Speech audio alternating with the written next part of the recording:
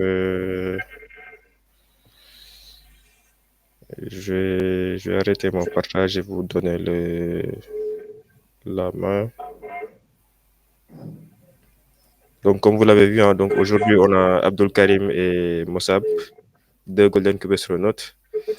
Donc, qui vont nous parler un peu d'environnement éphémère en utilisant les principes GitOps. Donc, je pense que ce sera super intéressant. Donc, faut bien en profiter. Donc, Abdul Karim, Mossab, you got the floor. Merci pour l'introduction. Et d'abord, je vais dire bonjour à tout le monde. Merci d'avoir alloué du temps pour venir assister à la présentation. Comme Maïssa l'a bien introduit, donc le sujet va parler des environnements de développement, notamment sur Kubernetes, et comment est-ce qu'on fait pour aider les développeurs à atteindre leurs objectifs. Parce que finalement, quand on est plateforme ingénieur, on est au service des développeurs, et l'objectif, c'est de tous travailler sur la même mission, à savoir délivrer des features au métier et aux utilisateurs. On va commencer par une présentation rapide. Donc, moi, c'est Abdul Karim Sissé, je suis DevOps, freelance. Anciennement, j'étais développeur, donc j'ai beaucoup travaillé par le passé sur le développement en back-end avec du Java, avec du Spring Boot. Et j'ai toujours aimé aller voir tout ce qui se passe autour du développement, pas seulement se limiter dans le code source, ce que je commit et ce que je livre, mais également savoir comment est-ce que ça va être exploité, comment je le déploie. Donc, j'ai commencé à faire du AWS, c'est la première plateforme que j'ai touchée en termes de cloud. Et ensuite, en 2017, j'ai commencé à travailler un petit peu sur Kubernetes, pas tout à fait en étant DevOps, mais en étant référent DevOps, référent Kubernetes au sein de mon équipe. Donc, je faisais le pont entre les équipes DevOps qui mettaient en place Kubernetes, tout ce qui va avec notre équipe de dev, pour un peu aller voir qu'est-ce qui se fait pour appliquer les bonnes pratiques qui sont recommandées.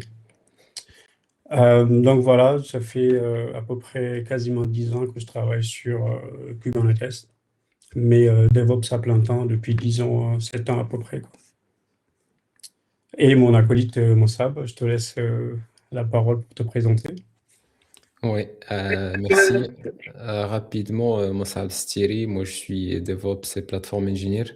Moi j'ai un peu le parcours, même si on est tous les deux, vous voyez, Golden Cube astronautes, enfin on a des parcours un peu différents. Moi j'avais pas commencé dev, j'étais plus sur la partie administration système. J'ai travaillé aussi en parallèle avec quelques équipes qui faisaient du test d'applicatifs. Du coup, j'ai eu l'occasion de travailler aussi sur quelques typologies d'applications. Et ensuite, de fil en aiguille, je suis passé un peu sur la partie cloud, notamment AWS. Et ensuite, ces dernières années, plus un focus plus large sur la partie Kubernetes principalement. Voilà. C'est ça. Donc aujourd'hui, on est tous les deux plus dans l'environnement Kubernetes et plus largement dans l'environnement cloud native. Donc, que ce soit construction de pipeline, déploiement d'applications, monitoring, en somme, tout ce dont une application a besoin pour fonctionner. Donc, on aide les organisations d'entreprise dans ce domaine-là. Sans surprise, aujourd'hui, il est compliqué de faire un talk sans parler d'IA. Donc, c'est quelque chose qui est vraiment disruptif et qu'on ne peut pas ignorer. Il est en train de changer nos manières de travailler, et principalement dans le monde informatique. On voit qu'aujourd'hui, avec les assistants que nous avons, comme Claude, comme ChatGPT, comme Gemini, etc., le rythme de développement s'accélère. Donc aujourd'hui, nous sommes capables de produire une quantité de code ou de features qui est vraiment impressionnant par rapport à ce qu'on pouvait faire il y a juste 5 ans ou 6 ans. Donc avec l'IA, nous avons les devs qui fournissent plus rapidement les features et qui permettent aussi de mettre en place des POC assez rapidement. Donc ça permet d'accélérer le rythme de développement, mais une fois que le développement est terminé, nous avons un point central, c'est que nous avons besoin de plateformes pour faire tourner notre application.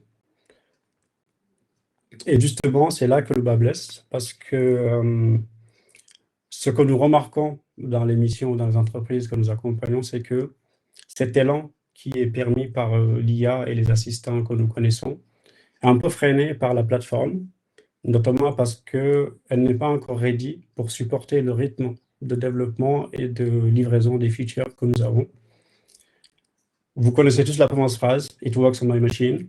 Donc, ce n'est pas une stratégie de déploiement. Nous ne développons pas les choses pour les utiliser sur notre machine. Nous les développons pour les déployer pour que l'utilisateur puisse les utiliser. Et pour cela, il nous faut une plateforme sur laquelle on peut nous assurer que ce que nous livrons va correspondre à ce que l'utilisateur a demandé. Dans beaucoup d'organisations, nous avons des environnements qui sont partagés, donc dans lesquels tous les développeurs vont déployer. Et du coup, si on a des développeurs qui travaillent sur des features qui sont un petit peu en parallèle, ça risque de poser des problèmes de friction parce qu'on est tous sur la même stack et chacun modifie de son côté. Les setups ne sont pas les mêmes. Et pour certaines features, on a besoin de prérequis, notamment quel est l'état de la base de données, quel est mon scénario, pour pouvoir illustrer ou bien tester la feature que nous avons développée. Également, quand on fait une review d'une paire pour valider une feature qui a été implémentée, il est vrai que c'est bien de faire tout ce qui est test unitaire, test d'intégration et la review avec le pair, mais il est également essentiel de déployer notre application dans un environnement similaire à l'environnement final pour qu'on puisse s'assurer que notre application fonctionne et que dans l'utilisation, on a bien ce qui a été demandé. Donc la plateforme aujourd'hui, c'est vraiment un pain point. Je pense que les développeurs pourront peut-être s'en reconnaître dessus. Et l'objectif, justement, c'est de passer d'une plateforme qui est un problème au niveau des équipes de développement ou bien des équipes IT de manière plus générale, à une plateforme qui va être un support pour accélérer le développement et la livraison. Donc aujourd'hui, nous sommes dans un état où pour avoir une plateforme où on peut faire tourner notre application, on passe par des tickets, c'est souvent long, et des allers-retours. Et du coup, on perd un petit peu cette dynamique et surtout du temps perdu et de l'argent. Parce que finalement, le time to market aujourd'hui est super important. Du coup, il faut savoir shipper les features assez rapidement. Donc la promesse, c'est de passer de cette interaction humaine à une interaction qui est automatisée et surtout dans un aspect self-service, comme on dirait. J'ai besoin d'une base de données en tant que dev, je l'approvisionne moi-même. Et si on était capable, pour chaque pull request, de déployer une stack complètement autonome qui nous permette de tester notre environnement. C'est le flow que nous allons essayer d'implémenter aujourd'hui pour montrer comment, à travers les principes GitOps, à travers les outils qui gravitent autour de Kubernetes, on peut atteindre cet objectif-là, que le développeur puisse tester en conditions réelles et qu'on ne teste plus l'application seulement dans notre poste de développement pour dire que ça fonctionne chez moi. Et une fois que c'est déployé, c'est plus mon problème. Donc, pour répéter, l'objectif, c'est d'avoir pour chaque paire que nous avons, si on souhaite le tester en environnement réel, avoir un namespace qui soit provisionné. Donc, le namespace, c'est juste un environnement isolé dans lequel notre application va tourner. Avoir les dépendances aussi qu'il faut, par exemple une base de données. Avoir une URL qui permet automatiquement d'accéder à ma feature stack. Et également, un aspect très important qui est un aspect de cleaning et de maîtrise des coûts. Parce qu'in fine, il faut aussi garder une cohérence au niveau du cluster et mettre quelques règles pour éviter que ce soit incontrôlable. Qu'est-ce que le GitOps? Le GitOps, c'est d'abord une philosophie, c'est un pattern, une extension de l'infrastructure code qui voit le repository Git comme étant la source de vérité. C'est-à-dire, on va interagir avec notre plateforme à travers Git.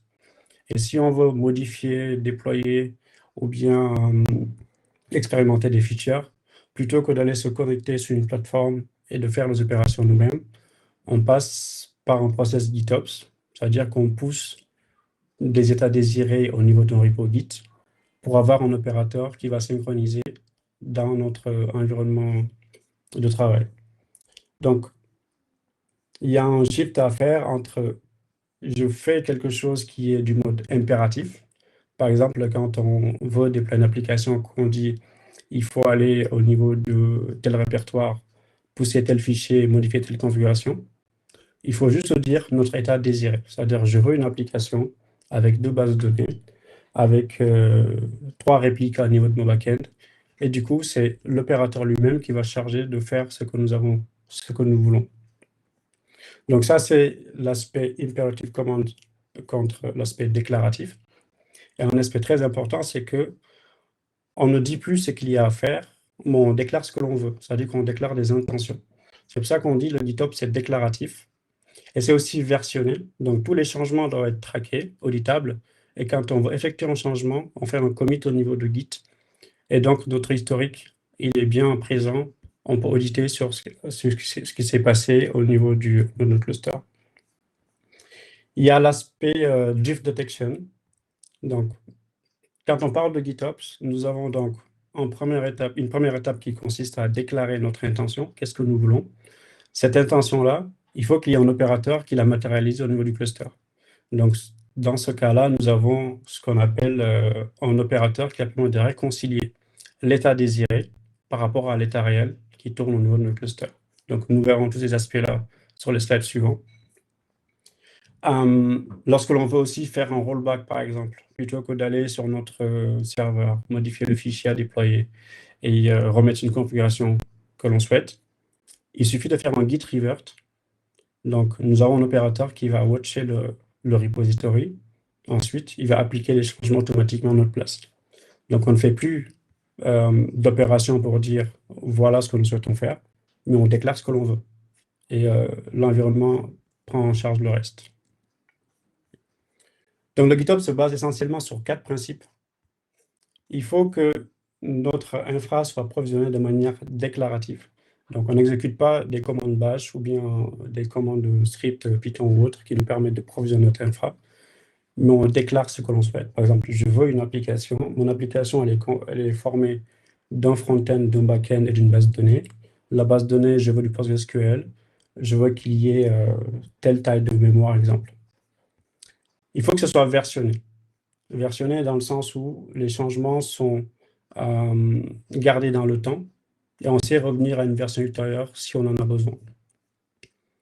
Il faut que ce soit automatisé. Donc, quand on déclare notre état que nous désirons, l'état doit être synchronisé de manière automatique au niveau de notre environnement sans que nous ayons à faire d'action en plus. Et il y a aussi ce qu'on appelle le principe de réconciliation continue.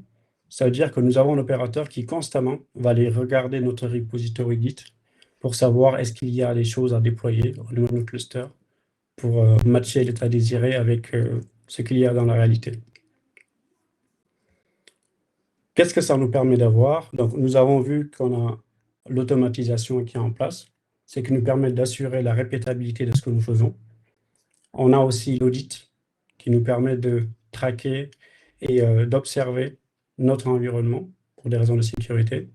Et bien sûr, nous avons la compliance par défaut parce que nous avons automatisé l'ensemble des procédures qui nous permettent de déployer notre application. Donc, il est important de comprendre qu'il y a un shift de mindset qui va avec. Ce n'est pas seulement des outils, mais c'est aussi un mindset, une nouvelle manière de réfléchir. Donc, avant, ce que l'on faisait, c'est que nous avons besoin d'une base de données ou bien d'un storage au niveau d'un cloud provider comme S3. On fait des tickets auprès d'une équipe Ops qui est responsable de manager la plateforme. Et lui, il va aller appliquer les scripts pour nous fournir notre service. Donc, il y a plusieurs problèmes à cela. C'est que la déclaration, elle est ce qu'on appelle impérative, c'est-à-dire qu'il y a l'action qui est effectuée pour avoir ce que l'on souhaite. Il y a souvent des étapes manuelles. Ça implique des allers-retours entre les différentes équipes. Le développeur qui va faire des allers-retours avec l'opérateur. Il y a des délais de provisionnement. On a aussi un risque plus élevé d'avoir des erreurs vu que notre process il n'est pas automatisé, donc il n'est pas maîtrisé. Et surtout d'avoir des plateformes qui ne sont pas constantes et qui ne sont pas répétables en fait à souhait. Donc, ça a des coûts, notamment au niveau du délai pour livrer les fonctionnalités, notamment au niveau de la plateforme. On ne sait pas ce qui est déployé, on ne connaît pas l'état de la plateforme. Et ça ralentit les développeurs.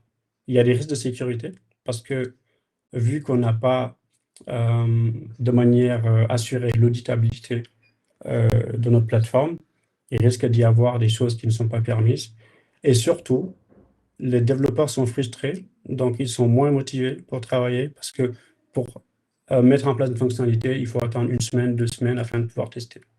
Donc on ouvre un ticket, on attend.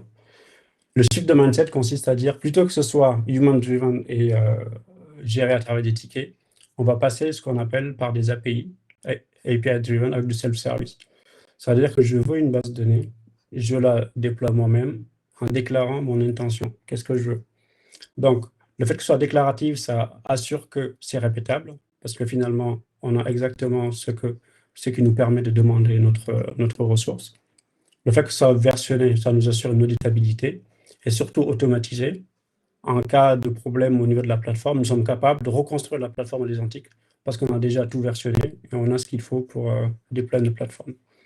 Ça permet d'accélérer les livraisons, de réduire les coûts, notamment en gardant le contrôle au niveau de la plateforme. C'est compliant by default parce que les règles, on va les appliquer directement au niveau de notre plateforme. On ne sera plus là en étant gardien pour dire tu n'as pas le droit de faire telle ou telle opération, mais la plateforme elle-même est sécurisée by design. Et c'est plus scalable vu que c'est automatisé. Donc plutôt que d'ouvrir un ticket et d'attendre, bah, tu pousses ce que tu veux et ensuite la plateforme fait le reste. Est-ce qu'il y a des questions?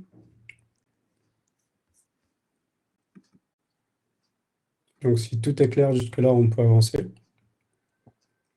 Je vais laisser la main à Monsab, du coup, qui va parler plus en détail sur l'application et concrètement comment est-ce qu'on met en œuvre ce qu'on vient de voir. Yes, du coup, ok, je partage.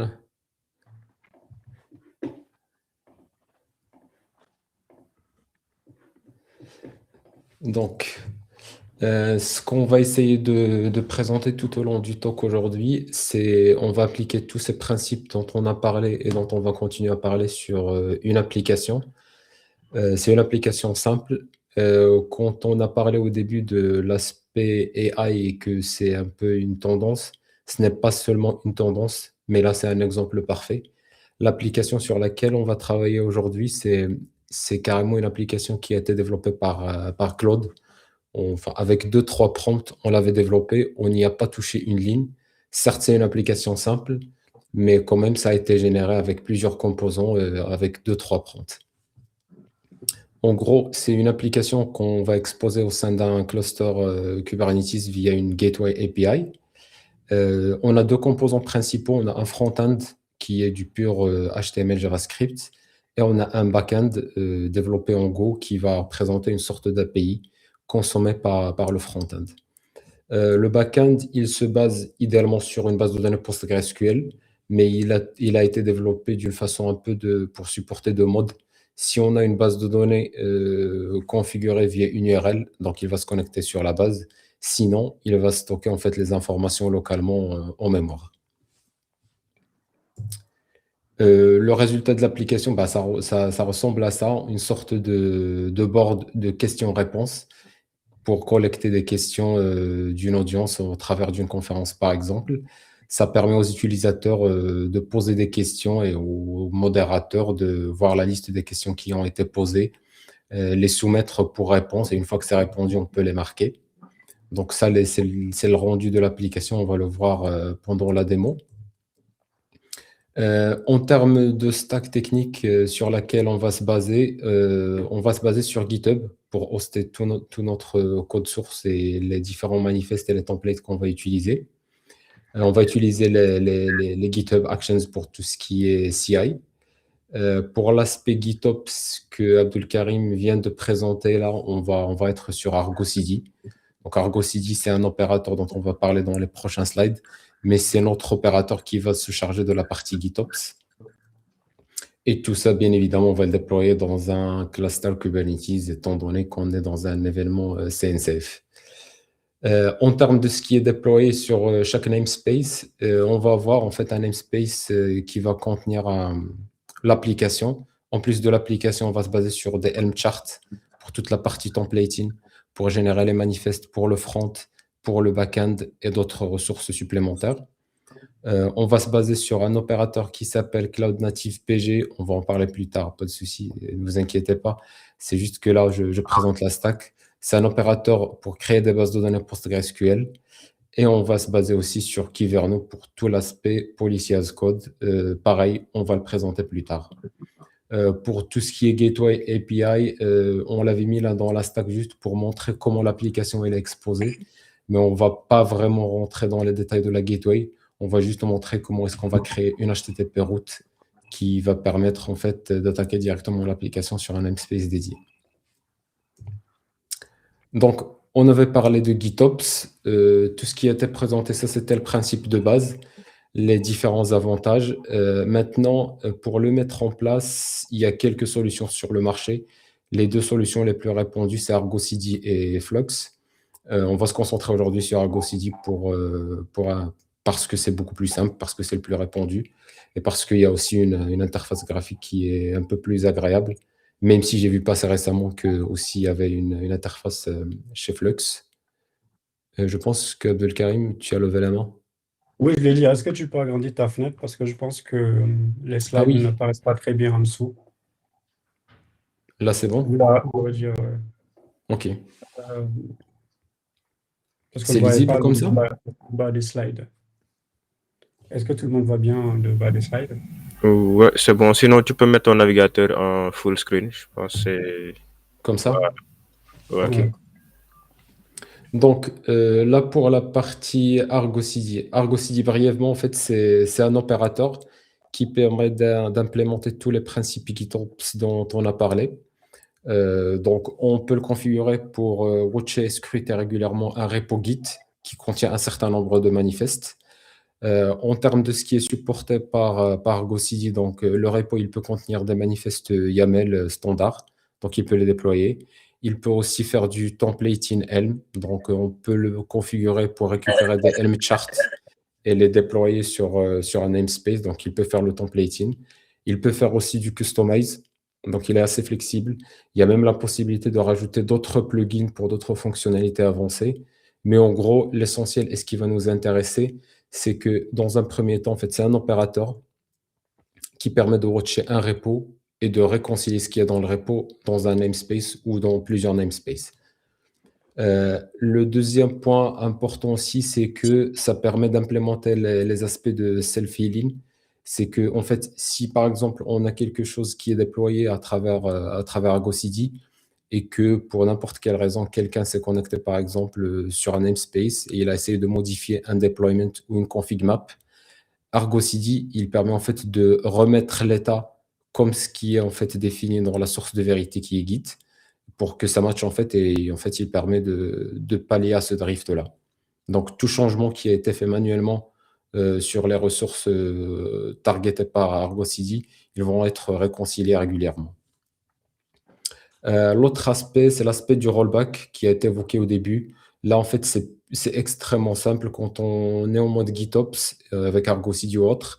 Un rollback, c'est un peu transparent pour Argo CD. Lui, il regarde un commit et il synchronise en fait ce qu'il y a. Du coup, pour rollbacker, il suffit de revert le commit qu'on veut retirer de notre stack. Autre fonctionnalité importante et non des moindres, c'est le multi-tenancy. Euh, Dans un premier temps, Argo CD, il peut être déployé dans un cluster et du coup manager ce cluster-là.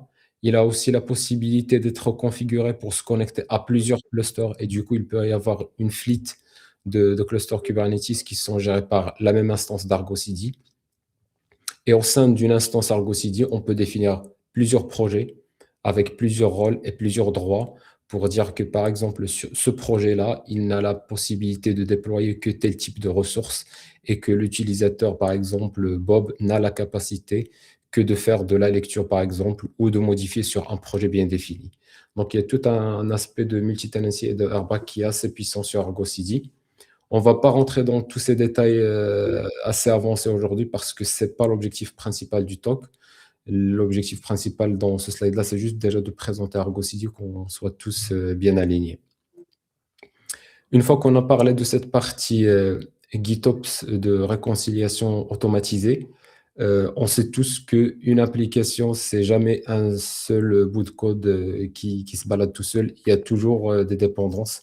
C'est soit il y a besoin d'un message broker, par exemple, il y a besoin soit d'une base de données, soit d'un storage S3 ou autre. Donc, il y a toujours des dépendances. Sur l'exemple qu'on a présenté de l'application sur laquelle on va se baser aujourd'hui, la dépendance qu'on a, c'est la database. Et du coup, la question qui se pose, OK, on a GitOps qui permet de synchroniser l'état de ce qui est défini dans Git, mais comment est-ce que je peux me servir de ces principes-là pour pouvoir aussi déployer mes bases de données selon ce principe GitOps et du coup avoir un service de database on demand.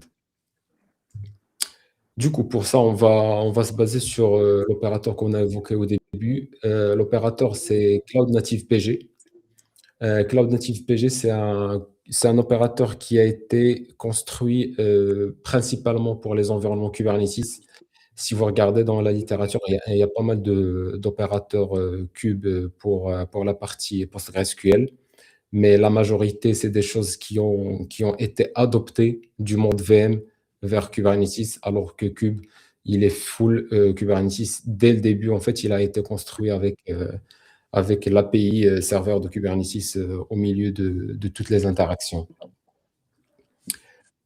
Du coup, qu'est-ce que ça nous apporte en plus? Ça nous apporte en fait plus de flexibilité et de facilité à déployer des bases de données. Quand j'ai un opérateur Cloud Native PG, par exemple, qui est déployé sur mon cluster, donc je vais avoir l'opérateur, le contrôleur qui est déployé, et je vais avoir aussi les CRD. L'avantage des CRD, c'est que ça me permet de déployer ma base de données avec un seul fichier YAML. Si parmi nous, il y en a des gens qui ont déjà fait des déploiements de PostgreSQL en objet Kubernetes natif, que ce soit avec des deployments to stateful set, il faut des secrets autour, il faut des config maps, il faut des jobs d'initialisation, il faut des cron jobs de backup. Ça, c'est le minimum. Donc, on ne parle même pas encore de cluster, de high availability ou autre chose. Donc, ça devient assez vite complexe. L'avantage de Cloud Native PG, c'est qu'une fois que j'ai le contrôleur, j'ai les CRD et je peux créer ma ressource database en fait avec juste un manifeste YAML qui définit mon cluster, la version de PostgreSQL que je veux et quelques paramétrages si j'ai besoin. L'autre avantage aussi, c'est qu'il y a pas mal de fonctionnalités qui viennent par défaut avec Cloud Native PG. Quand je déploie par exemple un cluster et que je demande une base de données, le cluster, quand il est déployé la première fois, il génère automatiquement un utilisateur par défaut, une base de données par défaut et des secrets qui contiennent en fait les mots de passe et les URL, JDBC et autres pour se connecter à la base de données. Donc même pour la partie secret, ça devient assez simple. Il n'y a pas besoin d'une grosse mécanique en plus pour la partie secret. Une fois qu'on a dit ça, on a vu en fait qu'avec Argo CD, on a la capacité de déployer énormément de ressources. En plus, on peut déployer des bases de données. Mais la question qui peut venir en tête, c'est que, OK, très bien, mais comment est-ce qu'on contrôle tout ça? Est-ce qu'on ne risque pas d'entrer dans un environnement où on va avoir des déploiements dans tous les sens, sans contrôle, ni en termes de ressources qui sont demandées, ni en nombre, et ainsi de suite. C'est ici, en fait, qu'on introduit le concept des garde-fous, les guardrails. On va avoir deux types de contrôle. Un contrôle qui permet de générer automatiquement des ressources, c'est-à-dire que quand j'ai besoin de déployer un environnement pour tester ma PR, je vais déployer automatiquement avec des ressources quota. C'est quoi les ressources quota? C'est juste que je dis qu'un namespace, il n'a pas le droit de consommer plus que 8 CPU, plus que 4 Go de RAM, plus que X giga de stockage. Il n'a pas le droit de lancer plus qu'un nombre bien défini de pods, et ainsi de suite. Tout ça, je le définis dans mes policies et je dis que tout namespace en fait qui essaie de se déployer, qui ne respecte pas ces règles, eh bien, il sera bloqué par le ressource quota que j'ai déployé. Je vais pouvoir aussi générer une ressource de type limit range. La ressource limit range, ce que ça permet en fait, c'est que si j'ai un déploiement d'un pod qui n'a pas demandé, qui n'a pas bien spécifié ses ressources, en fait, ce qu'il a demandé, je vais mettre des valeurs par défaut que j'ai définies au préalable. Comme ça, je n'ai pas de pod en fait, ou de conteneur qui se balade, qui n'a pas en fait de limite en termes de ce qu'il peut consommer. En termes de validation, ça en fait c'est des contrôles qui viennent après, c'est-à-dire là ce dont on a parlé, c'est de la génération. Quand je crée mon namespace, je génère ces ressources-là. Les ressources, les policies de validation, en fait, c'est des policies qui vont bloquer quand je vais tenter de créer une ressource. Si je demande, par exemple, à créer un cluster Cloud Native PG avec 3 instances sur un environnement de preview, je peux en fait mettre en place une règle qui bloque ça et qui dit non, sur un environnement de preview, tu as le droit juste à une seule instance parce que c'est un environnement de preview, c'est de la dev, tu n'as pas besoin du achat et ce genre de choses. On peut implémenter plusieurs règles de type le nombre de CPU attribués ou autorisés pour chaque conteneur, la consommation mémoire autorisée aussi à être consommée par un conteneur, ainsi de suite. Donc ça, c'est des contrôles qui arrivent au moment quand on fait l'apply. Dans ce cas-là, quand Argo CD il va essayer d'appliquer les ressources, de les synchroniser sur le cluster, il sera bloqué parce qu'on a des règles de validation à l'admission qui empêchent ce genre de ressources à être créées. Ces policies dont on a parlé, on va les implémenter avec Kyverno. Encore une fois, on a parlé de pas mal d'opérateurs. Kyverno, c'est un autre opérateur CNCF qui permet en fait d'enforcer des policies dans un cluster Kubernetes.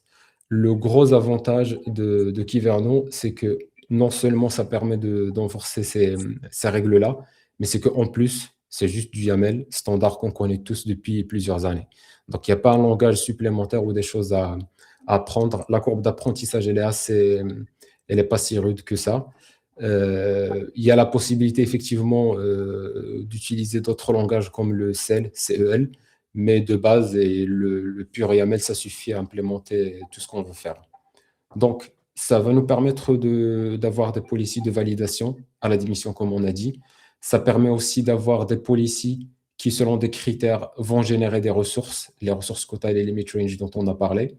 Et ça permet aussi de faire de la mutation quand on apply une ressource.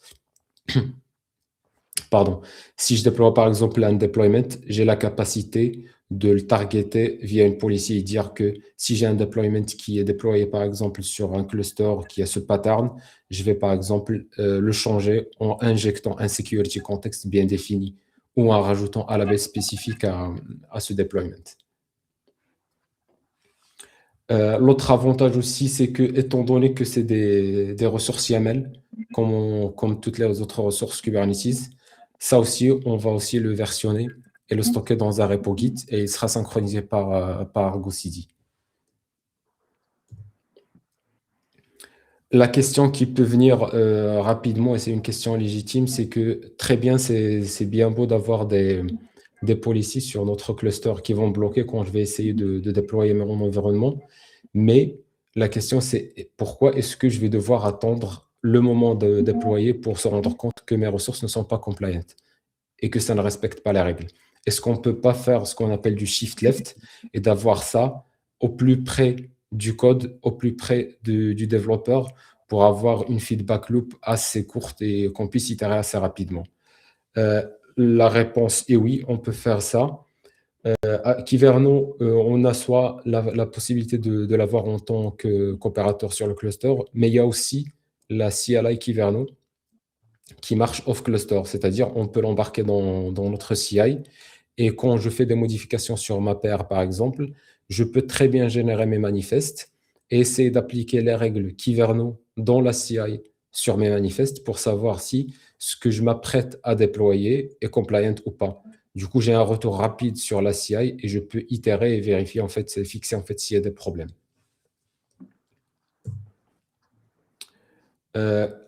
Quand on parle de policy et de règles en fait à implémenter via Kyverno, il y a plusieurs catégories. Donc là, on a parlé des ressources quota, on a parlé du cleanup. Ça, en fait, c'est plus un aspect qu'on va voir avec Argo CD. Mais on a parlé des ressources quota, ça c'est principalement des choses qui vont éviter de consommer plus de mémoire et de ressources qu'on veut. Donc on peut les catégoriser soit sur la partie cost, mais il y a aussi des règles qu'on peut implémenter sur la partie compliance pour que ça correspond à des règles de compliance internes à la société, ou aussi des règles de sécurité. Notamment, je peux par exemple implémenter une policy par exemple Kyverno qui m'empêche de déployer des conteneurs avec l'utilisateur root. Comme ça, je scanne en fait le déploiement et si j'ai en fait un security context qui met l'utilisateur route comme utilisateur principal, donc je peux bloquer. Sur la partie cleanup, on va la voir en fait avec un workflow sur Argo CD.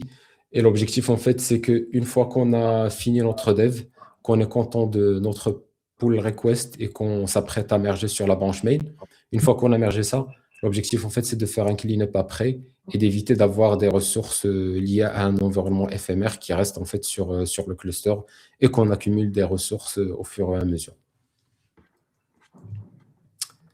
Est-ce qu'on a des questions sur cette partie-là où il y a des points à clarifier avant de passer sur la démo?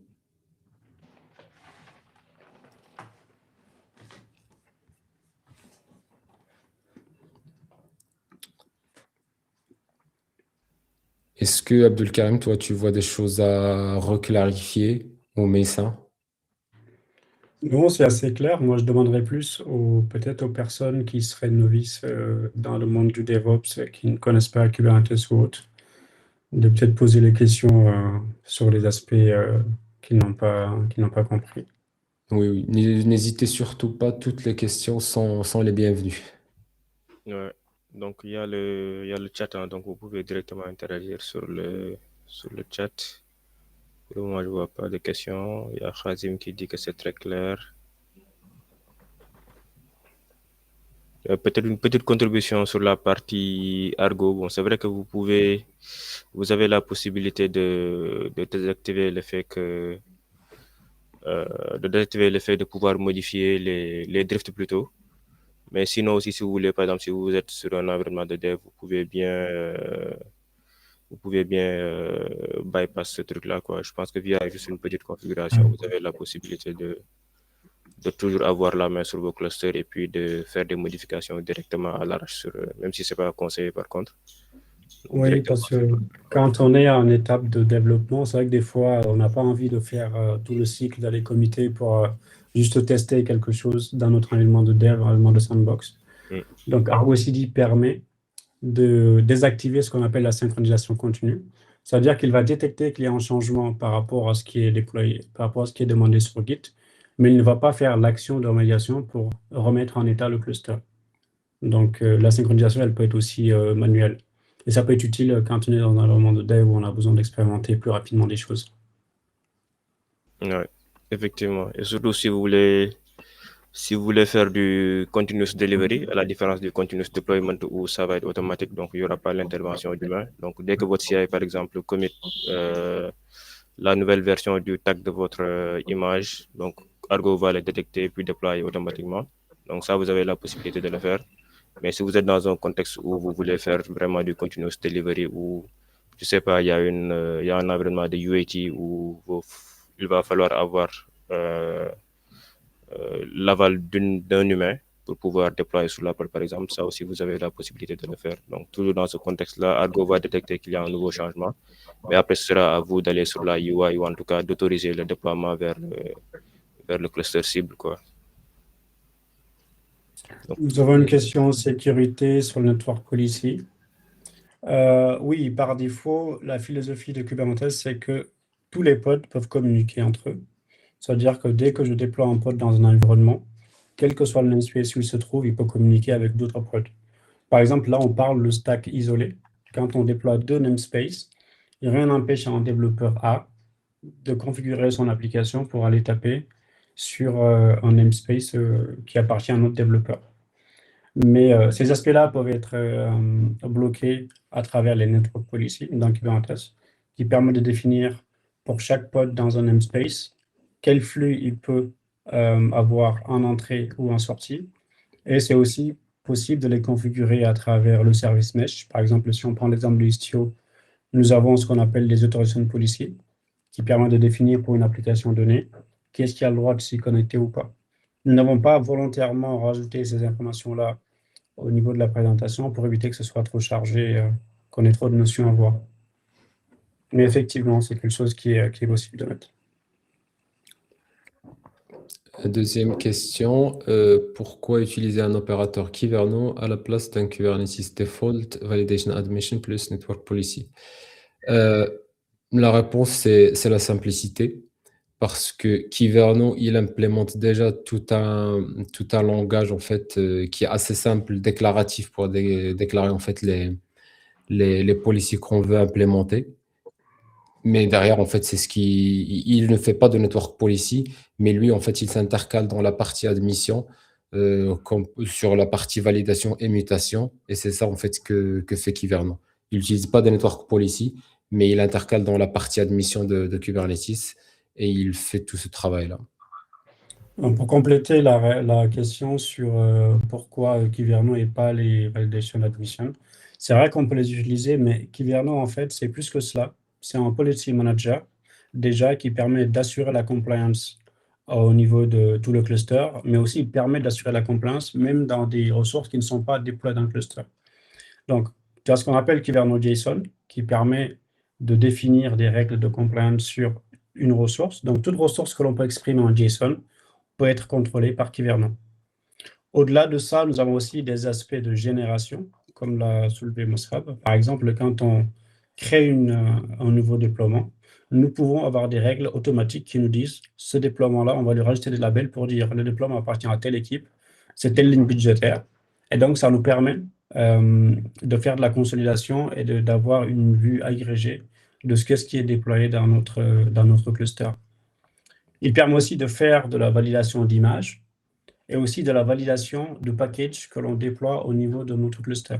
Donc, il est possible d'utiliser des attestations. Donc, il peut vérifier un composant ou bien une image à travers une attestation qui a été signée pour savoir si cette image-là, on peut la truster pour la déployer dans le cluster ou pas. Et donc, au-delà de l'aspect juste bloqué ou bien autorisé de requête, Kyverno a cet avantage de non seulement être beaucoup plus polyvalent, mais aussi apporter des fonctionnalités telles que la génération de templates. Par exemple, on peut dire, à chaque fois que l'on déploie une application, nous avons automatiquement un service qui est déployé qui permet de l'exposer pour que l'utilisateur puisse s'y connecter de manière automatique. Donc ça, c'est entre autres, et sans compter, par exemple, l'aspect dashboarding qui nous permet de traquer le suivi des compliance, en fait, au niveau de nos environnements et de faire les remédiations qui vont avec. Donc, c'est un peu plus fourni en termes de fonctionnalité que juste l'aspect Kubernetes en tant que tel. Comment la pipeline CI/CD déclenche la création d'un environnement éphémère? Ça, on va le voir juste après dans la démo. On fera le parcours complet. Les environnements sont-ils créés dans un cluster partagé où chaque paire crée un cluster différent si je veux l'implémenter pour des clusters? Bonjour, j'avais levé la main Bonjour. avant que la question ne rentre. Ah oui, pardon. James, ouais. Hello. Oui, hello, salut à tous. J'ai pas pu être là lors de la présentation au début, mais j'ai tout écouté. Et j'ai une question. Bon, je sais pas. La partie infra, pour moi, c'est la partie la plus facile. C'est ce que vous avez présenté. Mais là, la question que je vais vous poser, c'est la question data. Le but, c'était de mettre son environnement, avoir tout ce qu'il faut pour tester sa PR. Comment est-ce que vous gérez la donnée? Parce que la donnée pour bosser sur la PR, c'est que, supposons, il y a de l'existant, des choses comme ça, sur lequel la feature se base. Le fait de mettre CNPG, OK, j'ai une base de données et tout, mais maintenant, comment est-ce que j'ai la donnée à l'état voulu pour la feature? Ok. Alors, sur l'avantage de Cloud Native PG aussi, c'est qu'il y a pas mal de facilités pour initialiser une base de données. Donc, on va prendre le cas le plus simple. On va référencer par exemple un dump d'une base de données de prod à la date du jour, d'un jour bien défini. Ce qu'on va faire, c'est que on va déployer avec notre application la ressource Cloud Native PG qui permet en fait d'initialiser notre cluster à partir de ce dump-là. On a aussi la possibilité de pouvoir faire une sorte de script SQL de seed, mais ça, en fait, si on a vraiment besoin de la data de prod, c'est plus un dump qu'il va falloir prendre. Ou sinon, il y a d'autres fonctionnalités beaucoup plus avancées sur Cloud Native PG, mais c'est vrai qu'on ne va pas en fait y rentrer là pour la démo, mais il y a la possibilité carrément de streamer en fait un cluster, par exemple, de staging, la data d'une base, directement pour alimenter en fait une nouvelle base de données. Donc, on peut provisionner une nouvelle base de données, sur un cluster nouvellement créé à partir d'un cluster qui existe déjà dans un environnement qui contient de la data. Donc, il y a aussi un mécanisme de réplication via un publisher subscriber où on va avoir en fait un publisher qui est le cluster source. Et le subscriber, on va streamer en fait tout ce qu'il y a dans le cluster de base pour notre environnement de dev. Mais c'est vrai que c'est pas quelque chose. C'est via les whales ou il y a une queue bien définie sur laquelle il faut streamer les trucs. Et la deuxième question, c'est un autre CNPG ou bien un serveur de base de données Postgre quelconque? Alors, cette réplication. Alors, je ne sais pas en fait si la réplication telle qu'elle peut être faite à partir de n'importe quel serveur, mais évidemment, les dumps, si on a un dump et les archives vol, effectivement, peu importe la source, on peut les récupérer. Mais je préfère ne pas trop me prononcer sur si un cluster n'est pas Cloud Native PG, ce qu'on peut faire de la réplication directement. C'est ça, c'est ça. Merci. Ben, avec plaisir. Du coup, si je reviens sur la question des environnements partagés, oui, là, sur la démo, c'est un cluster partagé.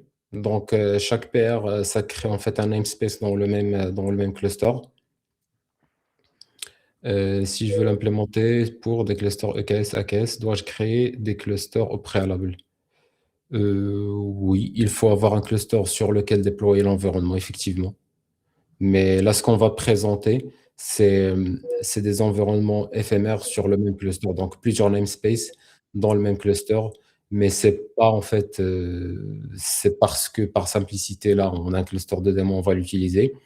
Mais en fait, c'est juste de la configuration côté Argo CD et de la CI en fait pour que le bon Argo CD sur le bon cluster puisse watcher le bon repo côté Git. Et normalement, il n'y a pas de complexité là-dessus.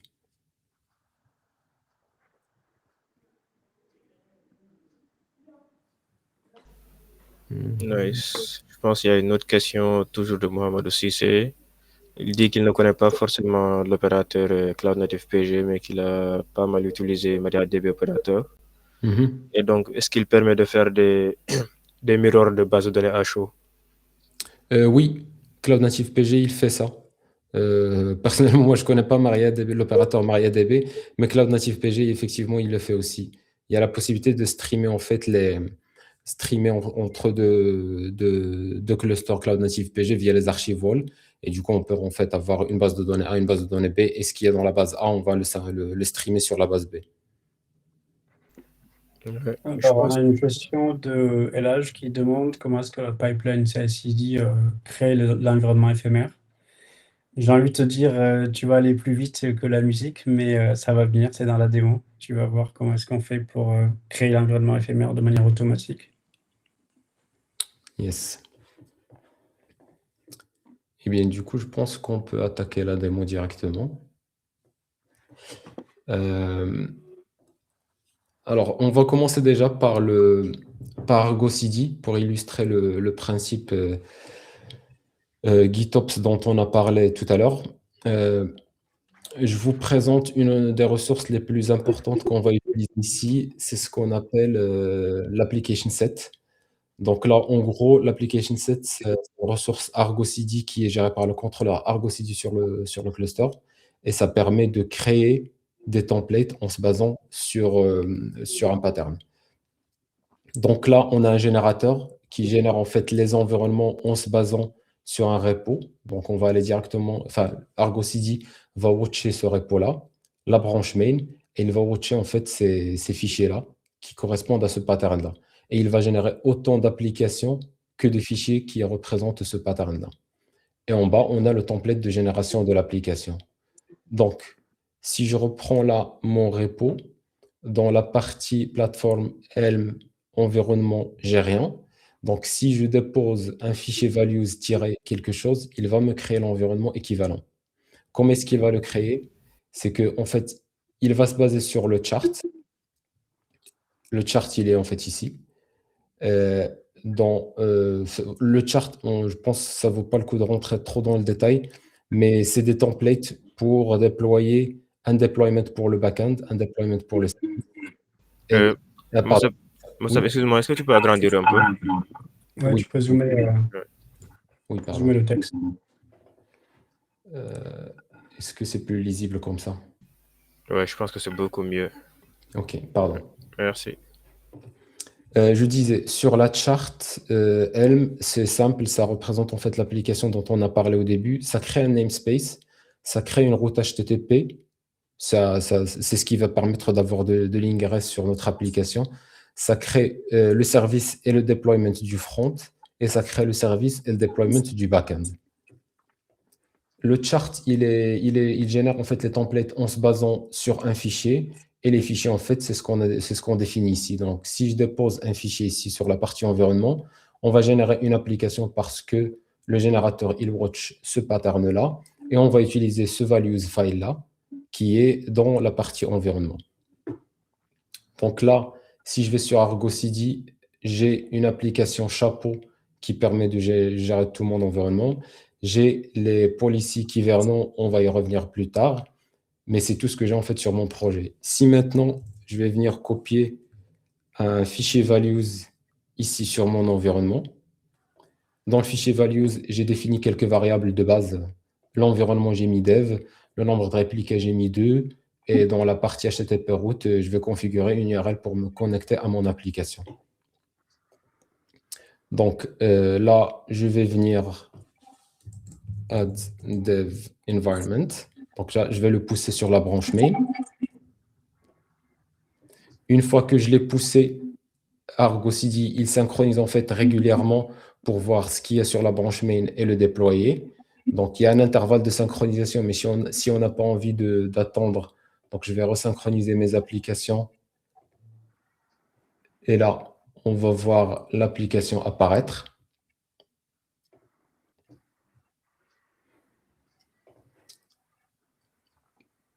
Je pense qu'il faut que la boucle de synchro de l'application de set controller tourne pour faire apparaître l'application. Ok, en attendant, si vous voulez, ce qu'on peut voir rapidement sur le chart, c'est pas encore apparu, ok. Ce qu'on peut voir rapidement sur le chart, ce qu'on déploie. Alors, dans les templates, j'avais dit on a un deployment pour la partie back-end et front-end. On a un service pour le back et le front. On a la route HTTP, mais en gros, c'est juste une ressource HTTP qui est gérée par la gateway qui permet d'exposer un service via une URL. On a quoi d'autre? On a le namespace. Donc là, le namespace, c'est pour créer le namespace dans lequel on va déployer notre environnement. Et c'est tout, en fait. L'application, elle est assez simple. OK. Environnement. OK. Je vais le repousser pour synchroniser. Voir.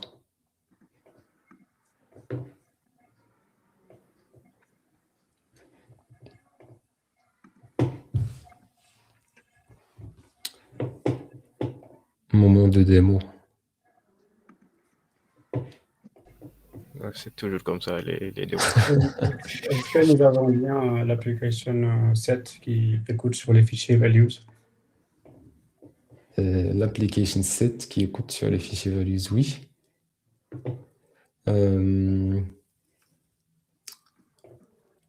Argoapps.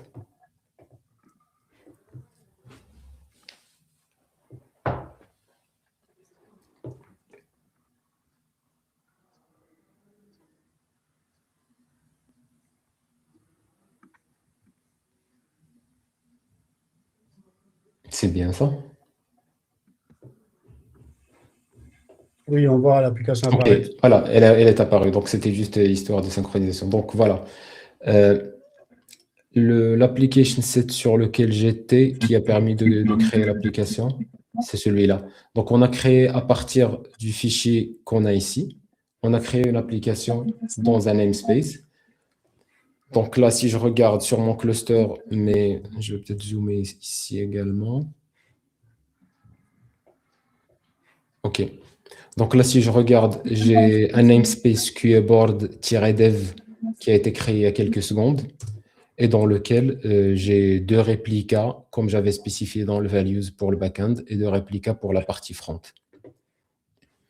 En termes de ce qui a été déployé, donc on a aussi l'HTTP route qui permet d'exposer l'application. Donc là, si je me connecte sur l'application, je vais avoir une sorte de board pour poser des questions. Je peux poser une première question, par exemple, comme ça. Je fais Submit. Quand je rafraîchis, alors, je n'ai pas Submit. Si je fais Refresh. Voilà, OK. Je l'ai 2 fois. Mais c'est très bien, ça tombe bien parce que c'est ce que je voulais vous montrer. Là, en fait, si vous voyez dans l'application, on a In-Memory Storage. Ça, c'est les 2 modes de l'application dont on a parlé au début. L'application, elle est faite pour travailler soit en mode mémoire, soit en mode database. Quand elle est en mode mémoire, donc le pod, il va stocker la data dans la mémoire. Il n'y a pas de base de données externe. Mais vu que nous, dans notre namespace, on a 2 réplicas du backend, donc la première requête a peut-être atterri sur le premier backend, la deuxième requête, c'est sur le deuxième backend. Du coup, chacun de ces pods-là a une donnée qui est différente de l'autre, et ça dépend sur quel backend on tombe. Bah, là, a priori, il y a un backend qui a les 2 datas. Si je rafraîchis là, j'ai rien, donc ça veut dire que je suis tombé sur l'autre. Si je rafraîchis, donc là, j'ai 2. Et là, en fait, ça montre en fait un exemple d'application qui a besoin de dépendance externe. Notamment là, on parle de base de données. Donc, l'objectif, l'étape suivante, en fait, dans notre présentation. Donc là, on a déployé un environnement de dev. On a remarqué qu'on avait besoin, en fait, d'une base de données pour avoir quelque chose de consistant pour stocker la data et ne pas avoir les choses en mémoire avec une expérience un peu dégradée. On va passer à la partie paire. Donc, on va essayer de faire une paire pour ajouter le support de la base de données. Et on va commencer par tester ça dans un environnement éphémère à part avant de merger. Et tout au long de ce parcours-là, on va essayer de parcourir tous les éléments dont on a parlé depuis le début, l'aspect GitOps, la database as a service, la partie policy as code également. Donc, ce que je vais faire, c'est que je vais créer une branche que je vais appeler feature add db démon par exemple. Donc là, j'ai créé une branche. Pour l'instant, je n'ai pas encore grand-chose là-dedans. Ce que je vais faire, c'est que je vais me remettre sur les fichiers values par défaut de mon application et je vais essayer de configurer en fait une URL de base de données. Vous vous rappelez, l'application, si elle a une URL de base de données, elle va essayer de se connecter sur cette base de données-là. Sinon, elle va travailler en mémoire. Donc là, la configuration de l'URL de base de données, elle est à nul. Donc, je vais essayer de configurer un cluster et une base de données. Et ensuite, je vais pousser ça et je vais créer une pull request. Add db connection info. Donc là, je vais committer et je vais pousser ma branche. Je vais revenir sur mon projet là et je vais aller créer une pull request. Donc voilà, la branche que je viens de pousser, je vais peut-être zoomer pour que ce soit clair. C'est la add dbdemo, donc je vais la prendre pour créer la pull request. Voilà. Donc là, je crée une pull request. La seule chose que j'ai modifiée, c'est que j'ai configuré un nom de cluster que j'ai appelé QAboard Cluster et un nom de base de données que j'ai appelé QAboard. Comme ça, mon application, je vais passer ça par des variables d'environnement. Elle va essayer de se connecter à une base de données avec ces informations-là. Ce que je vais faire pour déployer, c'est comme ce qu'on a dit ici. Donc, je vais rajouter un label preview dans ma paire. Donc là, je vais venir dans les labels, rajouter le preview. Et une fois que j'ai ça, j'ai l'application set qui watch régulièrement et qui va me créer un environnement éphémère ici. Donc, en attendant qu'il soit créé, on va peut-être repasser rapidement sur l'application set qui permet de le créer. Et du coup, c'est celle-là. C'est pareil, en fait, dans le principe à l'application set qu'on a utilisé pour déployer l'environnement de dev, sauf que là, dans le générateur, on a un générateur spécial qui s'appelle pull request, qui va regarder, en fait, il va watcher les pull requests ouvertes sur GitHub et il va filtrer par ce label-là qu'on a spécifié. Et s'il trouve une pull request ouverte sur GitHub avec ce label-là, et bien, du coup, il va déployer une application sur cet environnement-là avec un nom bien défini qui va porter le nom de la paire, ainsi de suite, et un tag pour les images qui va être appelé paire-le nom, le numéro de la paire. Donc là, entre-temps, on voit l'application, elle est apparue il y a quelques secondes. Si je reviens là sur les namespaces, donc là, on le voit, QAboard PR17, ça a été créé il y a 47 secondes. Mais quand je regarde là, je vois en fait que le pod du backend, il n'arrive pas à démarrer. Quand je regarde le détail, on voit très bien en fait que l'erreur, c'est parce qu'un secret qui s'appelle QAboard Cluster App n'est pas disponible dans le namespace. Ce secret-là, il a été censé être créé et contenir les credentials d'accès à la base de données. Et du coup, c'est des choses qui ont été censées être créées par la base de données. Les éléments que j'ai pu rajouter par la paire quand j'ai spécifié ces deux variables-là, le cluster LName, ça me permet en fait de rajouter un DB user, un DB password, un DB host, qui sont des variables qui sont récupérées à partir de ce secret-là, qu'on n'a pas actuellement. Et ça permet ensuite de construire en fait l'URL de connexion à la base de données. Donc là, mon application a une URL d'accès à la base de données, mais elle a des problèmes pour se connecter à la base de données. La question qui peut venir en tête, c'est que, OK, très bien, là j'ai déployé mon application, elle n'est pas ici, donc je n'arrive pas à me connecter sur l'application, le backend il fail. Comment est-ce que je peux créer ma base de données de façon assez autonome? La réponse, elle est assez simple, c'est qu'on va créer la ressource custom cluster et database qui sont supportés par le contrôleur CMPG. Pour ça, on avait fait juste un chart simple qui permet de déployer ces deux ressources-là. Mais du coup, je vais venir juste sur le chart de mon application, rajouter une dépendance. Cette dépendance, qu'est-ce que ça dit? Ça dit que dans mon application QAboard, dans le chart de base, je vais rajouter une dépendance qui s'appelle CMPG Database. Ça, ce n'est pas l'opérateur. L'opérateur, il est déjà préinstallé dans le cluster. Mais ça c'est une charte qui permet de générer les ressources qui permettent de créer une base de données.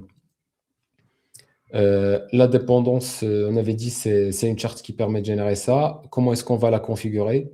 Eh bien, dans les values, on va spécifier un certain nombre de paramètres relatifs à notre base de données. Donc là, CMPG cluster pour les dépendances que j'ai définies ici. CMPG, database et cluster. Le nom, je vais donner un nom à mon cluster. Du coup, je reprends le nom là que j'ai, le QAboard cluster, pour que ce soit cohérent. Ça, c'est juste une encre YAML pour référencer la même valeur. Pour les databases que je veux créer, je peux spécifier une liste de databases, mais là, je vais créer juste une seule dont j'ai besoin, qui est ici. Je vais définir le storage dont j'ai besoin pour la base de données. Là, pour l'exemple, j'ai mis 2 gigas et une instance pour dire que j'ai besoin d'une seule instance PostgreSQL et que je n'ai pas besoin d'un cluster de 3 nœuds. Donc, je vais rajouter ça sur ma paire. Add CMPG resources. Je commit et je pousse. Donc là, si je reviens sur ma paire, l'état de ma paire, c'est que dans un premier temps, la première chose qu'on avait fait, c'est qu'on a défini des informations pour se connecter à la base. La base n'existait pas. Ce qu'on a fait, c'est qu'on a rajouté une dépendance ici pour créer la base et on a configuré en fait les ressources qui vont être générées. Donc là, si je reviens sur mon application de preview, je vais rafraîchir pour ne pas avoir à attendre. Donc là, vous voyez, on a créé d'autres ressources qu'on n'avait pas avant, notamment la ressource cluster. Si je vais aller voir là-dedans, en fait, la ressource cluster, en fait, c'est une ressource de type cluster. Ce n'est pas une ressource native, donc c'est géré par par le contrôleur Cloud Native PG. Dans l'aspect, je vais avoir un certain nombre de paramètres. Il y a des choses que je n'ai pas spécifiées qui sont par défaut. Mais si je cherche, par exemple, le storage, voilà. Par exemple, la partie storage size que j'ai mis à 2 Go, là, on la retrouve ici. Vous voyez qu'il y a énormément de paramètres qu'on aurait pu configurer. Ça, c'est des paramètres aussi par défaut que j'avais dans le chart. Mais il y a tout un certain nombre de paramètres qu'on peut fine-tuner pour déployer une base de données. OK. Donc là, j'ai la ressource cluster qui est déployée pour déployer le cluster de base de données, enfin le PostgreSQL de base de données. Et j'ai la ressource database qui lui dit en fait, moi j'ai besoin d'une database qui s'appelle QAboard. Voilà. Tu me la mets dans le cluster QAboard cluster qu'on vient de créer. Si je viens ici, vous voyez que là, le QAboard cluster, il a été créé. J'avais un crash loopback là sur la partie backend, mais ça, c'est parce que vous voyez là, il a à peu près quelques secondes qu'il a en crash loopback, mais l'ancien backend, il n'a pas encore été killé parce qu'on est sur une stratégie de roll-in update. Donc, le deployment, il doit en fait avoir un réplica. Il a besoin de le roller, donc de créer un nouveau réplica avec une nouvelle configuration, mais tant que le nouveau, il n'est pas disponible, donc l'ancien, il n'est pas killé. Donc, ça permet de garder quand même l'application en cours de mise à jour. Donc là, actuellement, j'ai la base de données, j'ai le backend qui est démarré, qui marche bien. Si je regarde les logs, on voit bien qu'il a appliqué des migrations pour créer des tables. Il s'est connecté à la base de données PostgreSQL, tout va bien. Maintenant, si je retourne à mon application, si je retourne sur l'application, donc là, on est parti sur base de données. Pardon, c'est pas ça. L'URL, je veux l'URL de la paire. Donc là, vous voyez sur la paire, j'ai un message pour dire, bon voilà, le preview environment, il est disponible à cette URL-là. Donc si je clique dessus, je suis sur l'environnement de preview. Donc vous voyez là le tag pour dire preview et le tag des images utilisées, PR-17. Et le mode, on est en mode PostgreSQL Storage, ce qui fait que si je fais par exemple, je fais un test par exemple, je fais Submit, là, c'est stocké sur la base de données. On peut même aller directement regarder sur la base de données si vous voulez. OK. Dans les bases de données, on a créé une base de données QAboard. Et si je fais un select étoile from questions, voilà. Vous voyez là la question que je viens de mettre ici avec insert à false. Si je la passe par exemple à true, donc si je refais le truc, on verra à true. Voilà. Donc là, on est passé en mode base de données. Donc c'est stocké en base de données et non plus en mémoire. Du coup, ça permet d'avoir assez de persistance et de ne pas avoir le comportement qu'on avait avec deux réplicas quand on était en mémoire. Voilà, donc là, on a déployé la base de données. L'application, elle est ready, elle est ici, elle est accessible, tout va bien. Maintenant, on va devoir passer, Abdulkarim, sur la partie contrôle, parce que tout ça, c'est bien, mais quid du contrôle dont on parlait depuis le début? Oui, je vais reprendre la main. Tu peux arrêter ton partage. Yes. Peut-être entre-temps, on peut prendre deux questions. Il y en a une de James et une autre de Mamadou Cissé. Donc, pour Mamadou Cissé, il disait, lui, j'utilise pas Kubernetes tous les jours, presque jamais même. Mais est-ce que les affinités de session peuvent être ajoutées sur les routes pour l'expérience utilisateur? Je ne suis pas sûr que ce soit une bonne idée de bouger entre des pods différents et donc, comment ça se gère? J'avais un peu anticipé dessus en lui disant que bon, comme là, c'est juste un environnement de dev, c'est pas trop truc, mais c'est vrai que c'est un comportement qu'on ne va pas avoir en prod, quoi. Donc, le fait de pouvoir, étant donné que, bon, c'est sûr que sur Cube, tous les services sont par défaut des load balancers. Donc, si tu as plusieurs pods, il va switcher entre les pods. Et si, par exemple, tu as, dans leur présentation, tu as un pod qui est en mode base de données et l'autre en mode memory. Donc, c'est sûr que ce genre de comportement-là, on ne va pas les avoir en prod, quoi. Donc, Mossab, je sais pas. Oui, effectivement, si on avait des configurations un peu hétérogènes, comme tu le dis, effectivement, ça risque de poser problème. Mais là, dans notre setup là actuel, on a un deployment qui configure les pods, donc c'est une seule configuration qui s'applique sur les deux pods. Donc, il n'y a pas ce risque-là. Mais pour répondre à la question, là, tel que c'est déployé avec les HTTP route et la gateway API qu'on a, effectivement, on n'a pas de sticky session. Donc, si l'utilisateur, la première fois, il se connecte sur le pod A, il n'est pas garanti de rester sur le pod A tout au long de la session. Il peut basculer sur l'autre pod à n'importe quel moment. C'est du load balancing qui est fait côté Kubernetes. Donc, il n'y a pas de sticky session ou de choses qui sont configurées. Oui. Yes. Dans Cube, est-ce que c'est une pratique qui est recommandée? Parce que ça, on le fait quand on est dans des VM, des choses comme ça. Mais dans Cube, est-ce qu'il y en a qui le font, de faire des sticky sessions pour des utilisateurs? Alors, moi, j'en ai déjà vu, mais pas trop. Effectivement, c'est pas quelque chose qui est répandu, mais je dirais que ça dépend des besoins. Par exemple, il y a même plus que les sticky sessions. Si vous regardez récemment les avancées sur la partie LLM, il y a même des sessions, il y a même du routage qui est fait selon ton prompt, en fait, si tu veux. Mais en termes de sticky session, effectivement, moi j'en ai vu, mais c'est très rare. Donc, c'est pas quelque chose qui est très répandu et qui est fait.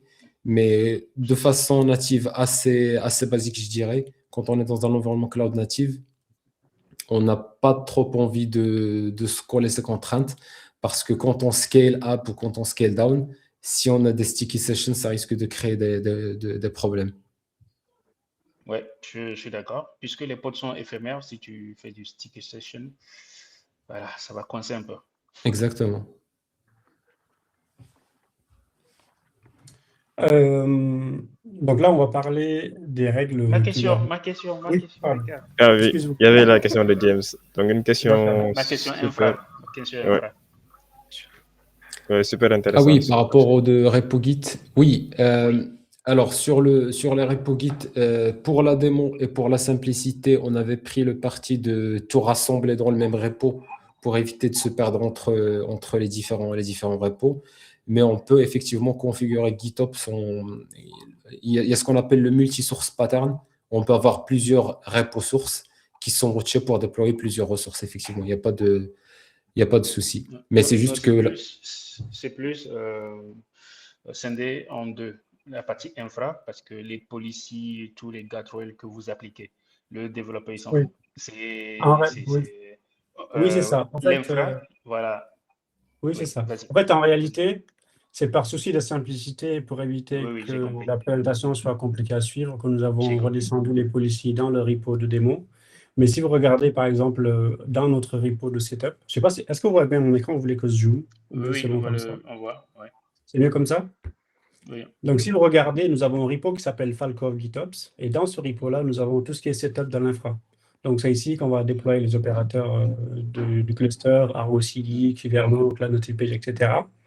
Et les policiers également doivent être dans ce repository-là, parce que ce ne sont pas des policiers qui sont spécifiques à une application. Et même si elles étaient spécifiques à l'application, c'est quelque chose en fait qui fait partie de l'infrastructure. On a parlé de Exactement. secure by design ou compliant by design. Donc, les policiers doivent être déployés et l'application, quand elle arrive, il y a déjà les policiers qui lui permettent justement d'être compliant par rapport à ce que nous souhaitons. Mais par souci de simplicité, pour éviter d'avoir les deux repos de switcher, nous avons mis les policiers dans le repo qui est board, mais les policiers effectivement étaient dans le repo GitOps Falco. Et donc on a parlé de comment Argo CD synchronise plusieurs repos. Nous avons la possibilité pour chaque projet d'Argo CD, peut-être qu'on n'en a pas parlé, mais quand on arrive dans Argo CD, le premier CRD, c'est-à-dire l'élément principal de départ, c'est le projet. Donc, nous avons des projets d'Argo CD. Et pour ces projets-là, nous avons des applications qui vont appartenir à ces projets-là. Un projet va avoir plusieurs applications. Une application peut appartenir à un seul projet. Au niveau du projet, on peut définir quels sont les repositories que nous pouvons utiliser dans le projet, quels sont les types de ressources que nous pouvons définir. On peut aussi définir des airbags qui nous permettent de dire quand une personne se connecte, quel droit elle a et qu'est-ce qu'elle peut faire au niveau en fait de notre projet.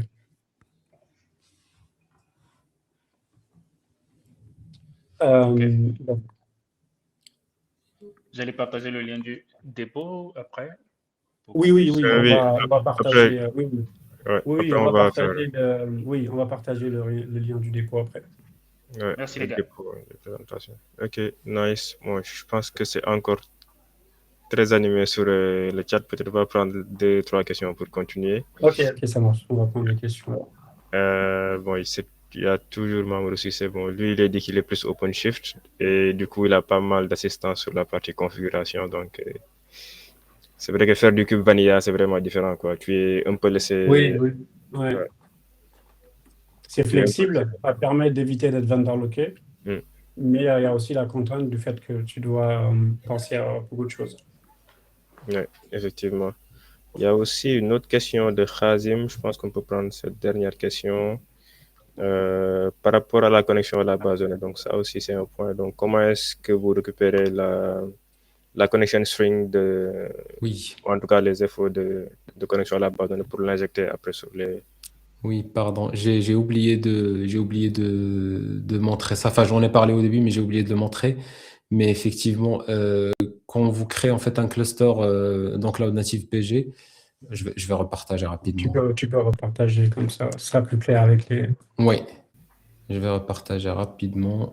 Ouais. Et aussi, si on veut faire du Volt, donc ça rejoint toujours la même question de Khazim. C'est toujours lui. Donc, si on veut faire du Volt, comment est-ce que ça va s'intégrer avec la stack et l'archi actuelle, quoi. Oui. Alors, dans Cloud Native PG, c'est soit il génère les secrets, soit on peut le pointer vers des secrets qui existent déjà. Donc, si on a du Vault et qu'on veut provisionner nous-mêmes nos secrets, il n'y a pas de souci.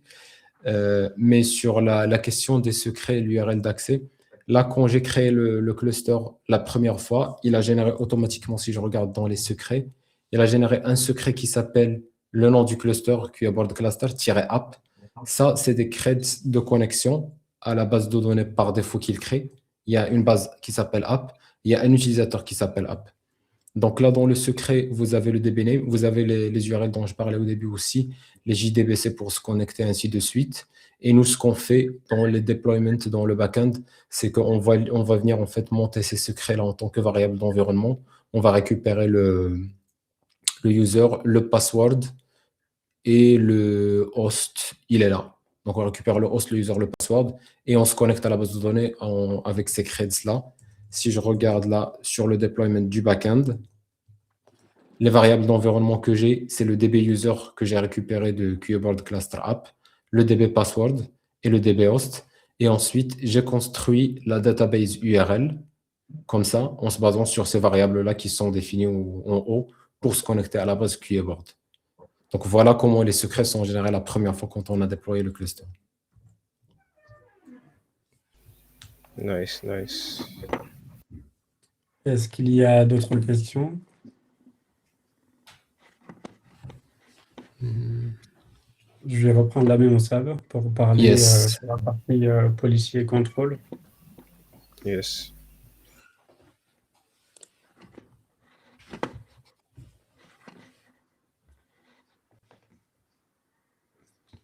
Donc, nous avons parlé de donner le pouvoir aux développeurs. Donc, sur la démo que vient de faire Moussab, le développeur, en fait, il est maître de ce qu'il déploie au niveau du cluster. C'est lui qui le configure et c'est lui qui dit comment est-ce qu'il veut que sa base de données soit.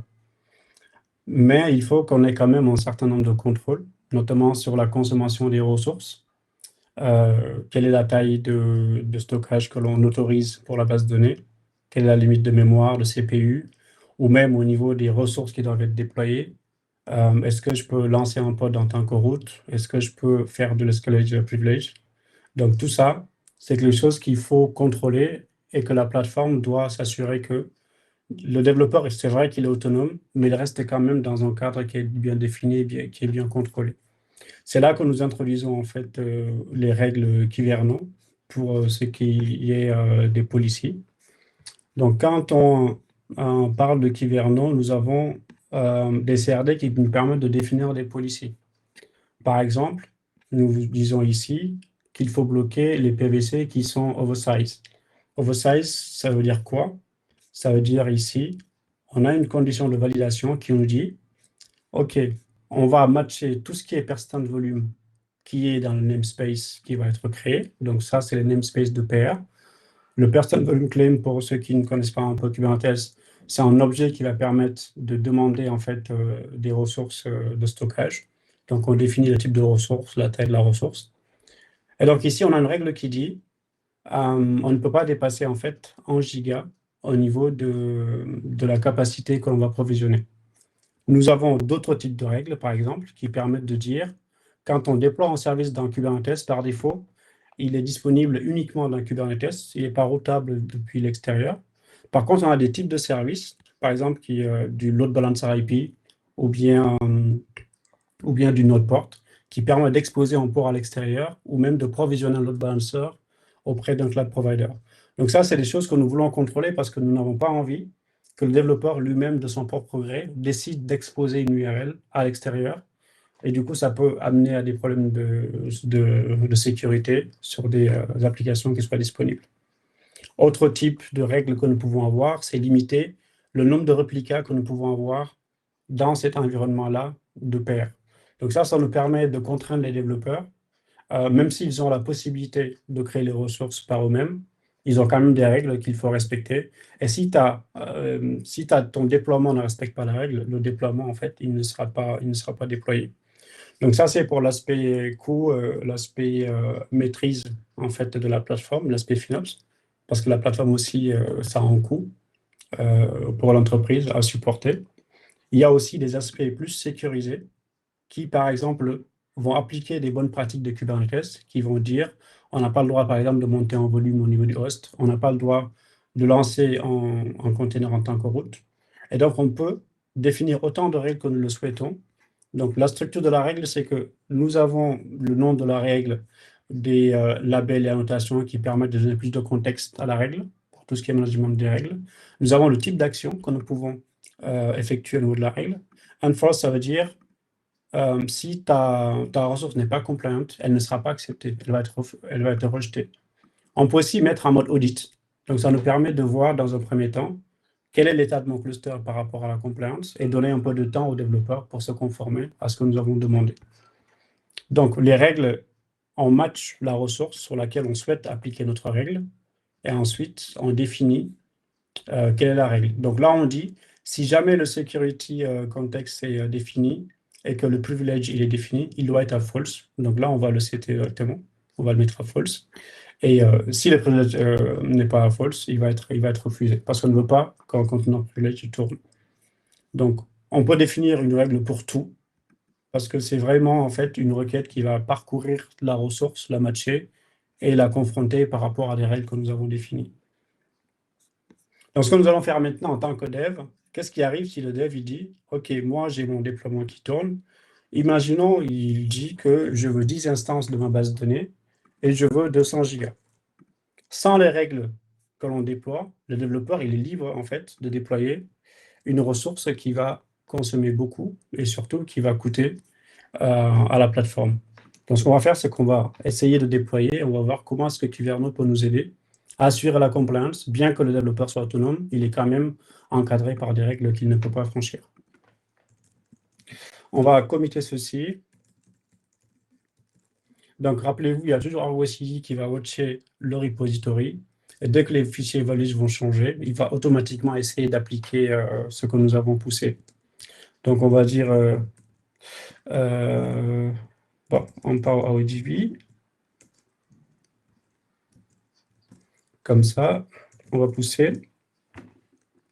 Donc ici, on a poussé. On a demandé à la plateforme de nous provisionner une base de données avec 20 gigas, mais également avec 10 instances. Et quand on vient ici au niveau de Argo CD, nous allons voir qu'il va essayer d'appliquer ce que nous avons poussé.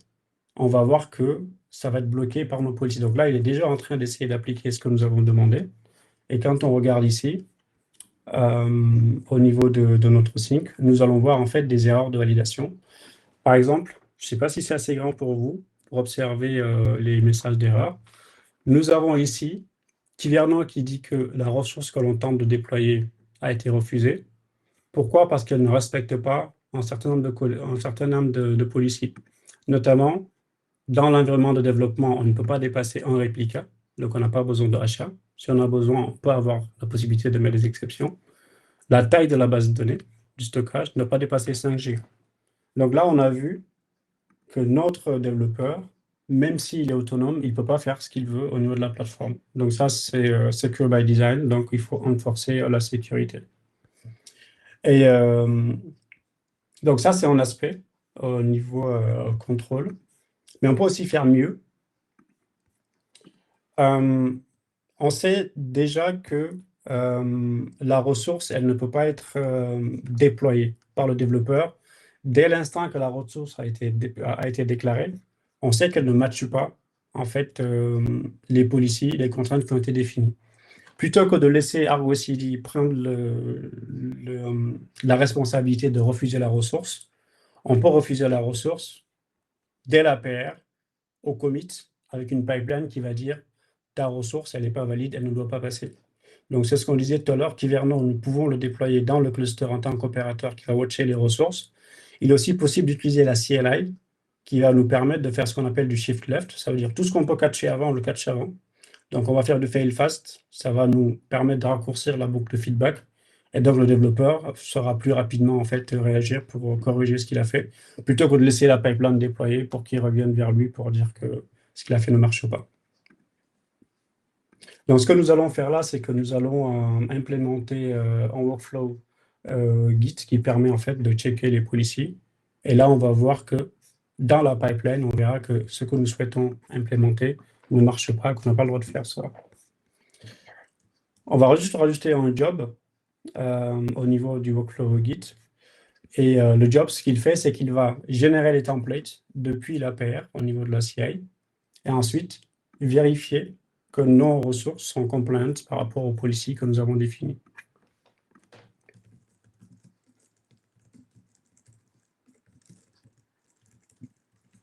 Je vais l'appeler failfast. Je vais pousser. Et donc, quand on retourne sur GitHub, nous allons avoir une pipeline qui va tourner et qui va nous, en fait, appliquer les checks au niveau de notre commit pour savoir si ce que nous voulons déployer est compliant par rapport à la plateforme ou pas. Donc, l'idée est toujours, en fait, de catcher les erreurs avant qu'elles arrivent. Et ici, on voit que Kyverno, il dit que notre policy, je vais peut-être zoomer un petit peu. Donc là, on voit, plutôt que d'attendre d'arriver sur Argo CD au niveau de la plateforme pour refuser ce qui a été demandé, on peut, dès la pull request, dire « OK, est-ce que les ressources sont compliant par rapport à notre policy ?» Donc là, on voit que non. Nous avons ici la taille qui dépasse 5 Go et nous avons également le nombre de réplicas qui dépasse. Donc, on va remettre en conformité notre template. On va voir que la policy, la prochaine fois, elle va accepter parce qu'on respecte en fait les complaints de la plateforme. Donc ici, on va remettre nos requests. On va revoir nos prétentions à la baisse.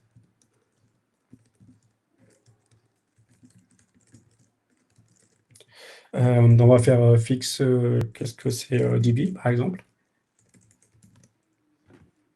Donc là, on va pousser. Nous allons avoir une nouvelle pipeline qui va se déclencher au niveau de l'APR. Et cette pipeline-là, cette fois-ci, normalement, si tout se passe bien, la pipeline va passer au vert parce que justement, ce que nous demandons, c'est bien quelque chose qui est possible. On n'a pas de contraintes par rapport à cela. Donc là, on l'a vu au niveau des ressources, mais ce qui est super important, c'est de le mettre au niveau des policies qui permettent de sécuriser le cluster. On n'a pas le droit de monter du espace, on n'a pas le droit d'exposer un service à l'extérieur, on n'a pas le droit de lancer un conteneur route, on n'a pas le droit de faire du privilege d'escalation, etc. Donc ici, on voit que notre job, cette fois-ci, pourquoi il est skipped? Voilà, c'est celui-là. Donc ici, on voit que notre Kyverno, il est passé et que nos templates, finalement, sont conformes à ce que nous avons besoin. Donc là, on voit que c'est passe, en fait. Donc, ça, c'est l'aspect policy qui est super important. Donc, ce dont nous avons parlé, il y a aussi l'aspect cleanup. Le fait de donner la main aux développeurs, OK, c'est bien, ils sont autonomes, ils peuvent créer autant d'environnements qu'ils le souhaitent, sous réserve qu'ils respectent les contraintes et les politiques qui ont été définies. Mais il y a aussi un aspect cleaning, parce que maintenant que nous avons déployé notre application, d'ailleurs, on peut vérifier dans Argo CD que notre application, elle est de nouveau verte, donc parce que nous matchons les conditions pour être déployée. Donc, une fois que nous avons fait déployé notre application, on est satisfait du résultat. L'étape suivante, c'est que le développeur va merger ce qu'il a fait. Et donc, notre stack, il faut qu'elle soit automatiquement supprimée parce que c'est une stack qui est éphémère, c'est un environnement éphémère. Pour éviter d'avoir la facture qui augmente, parce qu'on a des stacks qui ne sont plus utilisés depuis 2 semaines, 3 semaines, 1 mois, ou même beaucoup plus. Donc là, ce qu'on va faire, c'est qu'on va merger. Donc, on est satisfait de notre travail. Nous avons notre application qui fonctionne. On va aller au niveau de notre pull request. On va merger ce que nous venons de déployer. Donc ici, on va merger au niveau de la branche main. On va confirmer la merge. Si on revient dans l'application de set Argo CD, les environnements sont déployés à travers l'application de set. Et l'application de set, elle match des paires. Donc, quand on a mergé notre paire, cette paire-là, elle n'existe plus. Et donc, l'application doit disparaître en fait au niveau d'Argo CD. Donc ça, on peut le vérifier au niveau de Argo CD. Quand on vient au niveau des applications, ça va prendre longtemps un petit peu pour détecter que la pull request a été mergée.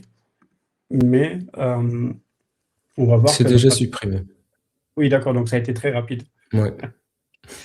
Oui, c'est vrai que c'est supprimé. Donc, suite à la merge que nous avons effectuée sur la branche main, on voit que notre application main, en fait, qui est la stack de dev, est en train d'être mise à jour. Et du coup, nous avons une DB qui, normalement, va être provisionnée au niveau de notre namespace. Donc, je vais peut-être zoomer un petit peu. Vous me dites si vous voyez bien, si je dois augmenter encore la taille. Donc là, on va se connecter au niveau de notre cluster. On va aller afficher les pods de notre environnement de dev.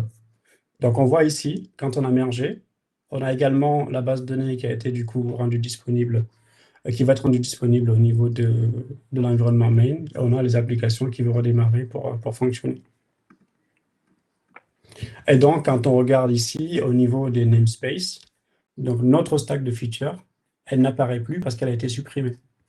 Donc ça se fait de manière automatique. Notamment parce qu'au niveau de l'application de set, nous avons une fonctionnalité qui s'appelle prune.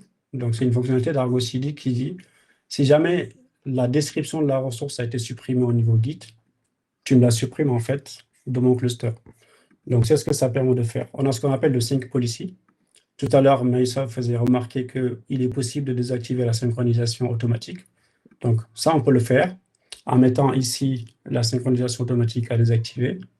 Et le prune, ça permet de dire, si le fichier est supprimé dans Git, supprime la ressource au niveau du cluster. Et donc là, comme nous avons le prune qui est activé, une fois que la paire a été mergée, donc ça a été automatiquement supprimé du cluster. Et du coup, ça nous permet de quand même garder un aspect FinOps et de ne pas laisser les stacks inutiles qui tournent au niveau du cluster.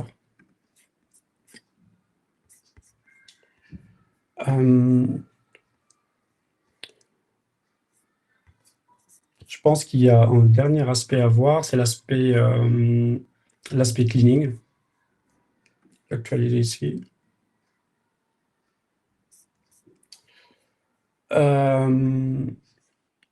Donc, notre CI permet de pousser des images dans Git. Et donc, à chaque fois que nous avons une paire qui va se lancer, nous avons une CI qui va builder l'image qui correspond à la paire au niveau du repository Git. Et il est aussi possible donc d'avoir un job qui va nous permettre de cleaner les PR. Donc ici, on a un job qui a tourné il y a 3 minutes. Et le but de ce job-là, c'est également d'aller faire le ménage dans les dépendances. Donc on fait le ménage dans le cluster, mais on fait aussi le ménage au niveau des repositories, des conteneurs enregistrés, pour que les images que nous avions poussées, donc ça s'appelle delete PR tags, que les tags dont nous n'avons plus besoin soient supprimés automatiquement. Donc si on regarde ici, on va voir qu'il y a des tags qui sont supprimés.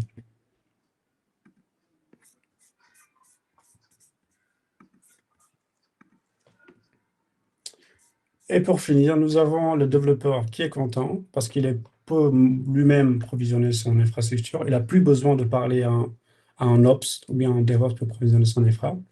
Et l'Ops aussi, il est tranquille parce que nous avons des policies qui nous permettent d'assurer non seulement la sécurité du cluster, mais également de maîtriser les coûts et d'assurer l'auditabilité de notre plateforme.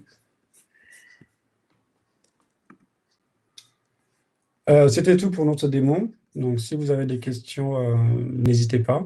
S'il y a des aspects sur lesquels il faut revenir, notamment peut-être les novices ou bien les développeurs, on ne les a pas beaucoup entendus. On a eu des questions d'experts, de James et de Cissé, mais si vous avez des questions, n'hésitez pas à les poser. On est là pour y répondre. Nice, top, top. Ça marche. En tout cas, c'était super comme talk. Bravo à vous. Moi, j'ai énormément appris. Je pense que aussi ce sera le cas pour la plupart de l'audience.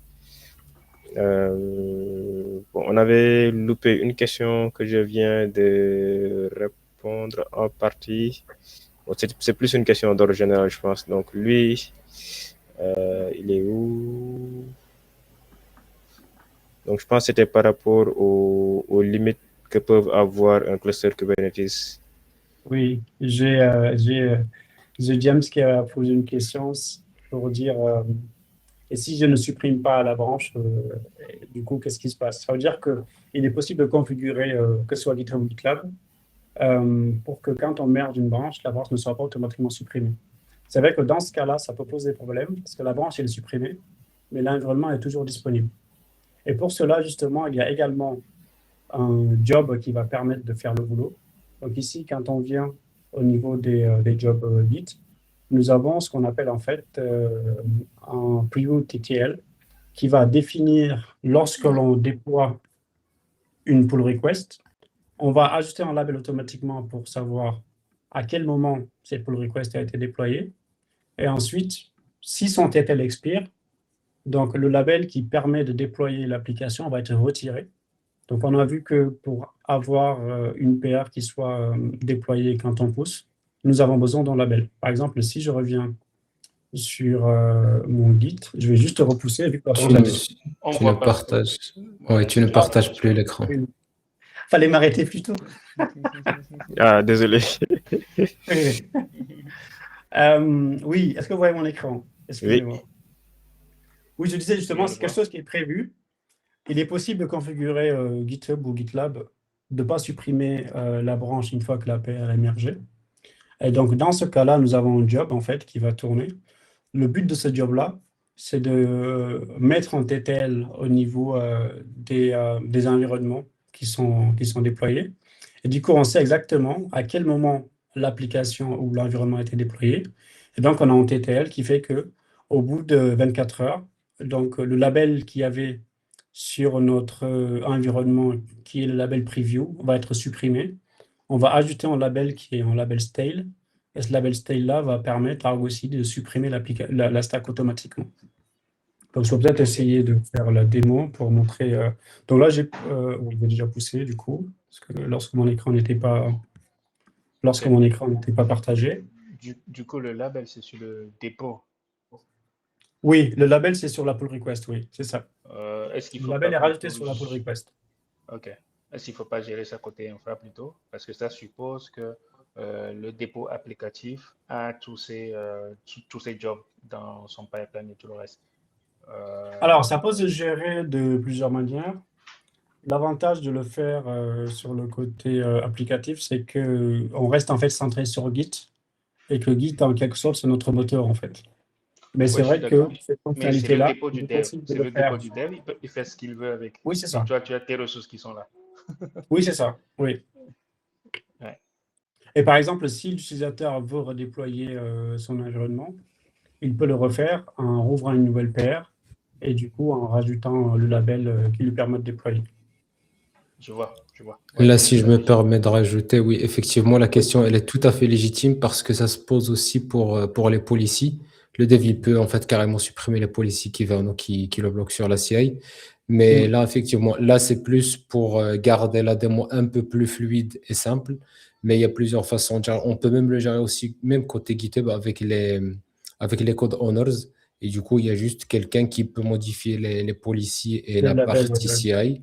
Et le développeur, il a accès que sur le folder où il y a en fait le code applicatif et les choses qui le concernent. Ok, super. J'avais aussi mis une deuxième question. Comme vous répondez à ma question, je la repose en même temps. Ok, vas-y. Kyverno, est-ce qu'il y a moyen de l'associer avec un CIM ou un truc de gestion d'identité pour que les policiers soient ciblés sur la population? Je peux dire les devs, ils peuvent pas faire ça, les ops peuvent faire ça, je sais pas, les product managers peuvent faire ça. Mm. Oui, en Parce fait, que là, les policiers, oui, vas-y. oui. En fait, dans Kyverno, quand on définit des policies pour définir les conditions, il est possible dans la policy, donc je vais peut-être récupérer une policy Kyverno pour y en parler. Par exemple, ici, on dit on bloque tous les PVC dont la taille est supérieure à 1 giga, par exemple. C'est-à-dire que si notre PVC est supérieur à 1 giga, on le bloque. Comment on le bloque? On met une condition qui dit la ressource, elle doit être de type PVC et le namespace doit suivre ce pattern-là. Il est possible de rajouter une condition supplémentaire à travers le subject ou bien un rôle pour dire que si le user qui a déclenché cette opération-là a tel rôle, il a le droit de le faire en fait. Donc dans ce cas-là, on peut autoriser en fonction des personnes, en fonction du rôle que l'utilisateur il a au niveau de la plateforme. Super, merci. Ça répond à la question. Ouais. Oui, il est possible de filtrer en fonction du persona qui effectue l'opération.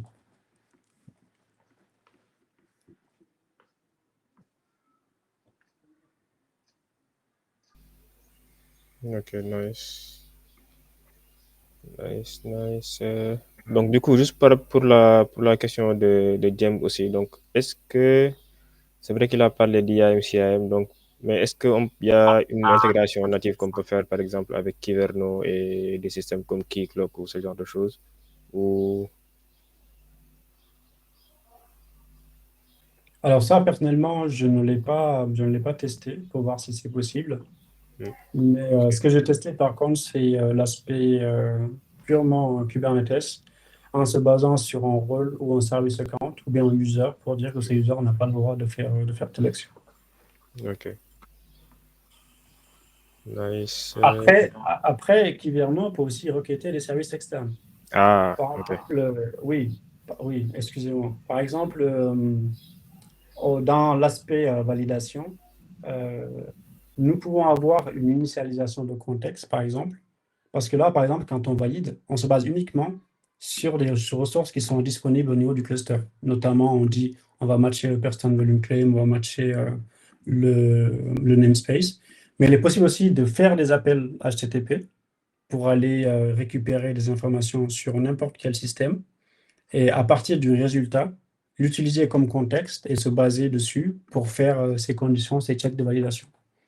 Donc oui, il est possible d'appeler des services externes. Il est aussi possible de requêter d'autres ressources qui sont dans Kubernetes avec des API calls. Par exemple, ici, ma policy, elle va vérifier le person volume claim. Donc, si jamais cette vérification-là, elle dépend d'une config map, par exemple, dans laquelle on a les règles qui sont définies, on part à une config map dans laquelle on définit les règles pour chaque type de ressource ou bien chaque namespace. Et du coup, pour valider ça, il va d'abord requêter Kubernetes pour dire, OK, quels sont les paramètres qui sont autorisés. Et une fois que je les ai, je check ma policy à travers ces paramètres-là pour savoir si elle est compliante ou pas. Donc, il est possible d'appeler des services externes et d'interagir avec eux et de récupérer du contexte ou bien même de faire valider en fait quelque chose par un service externe. Ok, nice. Dans ce cas, c'est top. Il y a une autre question de Mohamed Cissé qui est arrivée. Est-ce que les devs ont accès au CRD de Kyverno, donc les Custom Resource Definitions? C'est des choses que je vois plus côté admin qu'avec un simple rôle dev. Alors, les Custom Resource Definition, en fait, comme leur but, notamment à Kyverno, c'est d'assurer la sécurité au niveau de la plateforme et de faire en sorte que une personne qui n'a pas le droit de faire une action ne peut pas la faire. Donc, par définition, si tu n'es pas habilité à manipuler ces ressources-là, tu ne devrais pas pouvoir y accéder. Parce que justement, si tu y accèdes, ça veut dire que tu peux toi-même modifier les règles du jeu. Donc, il y a des responsables qui vont définir les policiers, qui vont dire qu'est-ce qui est autorisé ou pas. Et les développeurs peuvent avoir accès peut-être en lecture seule pour regarder les règles et pour savoir ma stack, elle doit être compliante par rapport à quelle règle. Donc, on peut autoriser l'accès en lecture et restreindre l'accès en écriture pour pas que le développeur lui-même modifie la règle. Par exemple, tout à l'heure, j'ai montré que on ne peut pas déployer une base de données de plus de 200 gigas de taille et 100 instances ou 10 instances. Si le développeur a accès en édition à la policy, rien ne l'empêche en fait d'aller dans la policy ici, dire OK, bah moi je vais modifier la policy, je vais mettre 100 gigas pour me permettre moi de déployer des ressources qui dépassent la règle définie. Mm. Donc il y a une séparation de responsabilité. Ouais, effectivement. Je pense ce sera sûrement ça, hein. Il y aura un repo qui sera dédié à tout ce qui est infra, etc., etc. Peut-être même dans un scope qui est dédié à la partie, à l'équipe infrastructure ou en tout cas au DevOps, et Exact. plutôt les repos applicatifs qui seront accessibles par les développeurs, etc., etc. Donc, je pense que C'est cette partie. ce qu'on disait au début, c'est que par souci de simplicité, on a voulu garder dans le même repository. Mm. Mais effectivement, les policies que vous voyez ici, leur place, c'est dans le repo GitOps, qui est le repo en fait de setup qui permet de configurer le cluster. Du coup, ça me fait poser ma question que je m'étais retenu de poser parce que vous voulez faire simple, mais comme vous en parlez, je vous la pose. Si le repo des policies est différent, ainsi de suite, bon, en lecture, tout ça, du coup, ça veut dire que le pipeline de validation qui permet de faire du shift left avec le Kuveno CLI, il faut la revoir, n'est-ce pas? Parce que la CLI a besoin d'avoir les policies pour pouvoir valider. Oui, ça veut dire que du coup, dans ta pipeline de validation, tu vas pouler en fait les policies et comme ça te permet de valider tes règles contre les policies. C'est ça, c'est ce que je m'étais dit. Oui, c'est ça. Exact, oui, c'est ça, tout à fait. C'est un pattern qui est tout à fait légitime parce que ça permet de centraliser en quelque sorte les règles et de les versionner et de les faire distribuer et descendre de façon un peu centralisée.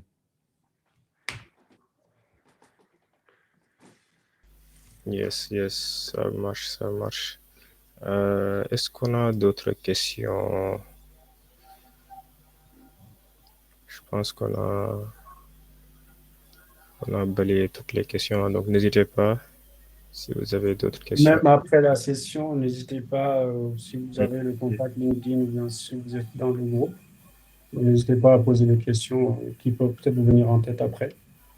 Et donc, j'ai beaucoup insisté chez les devs pour poser des questions si vous ne comprenez pas. On est là pour ça aussi.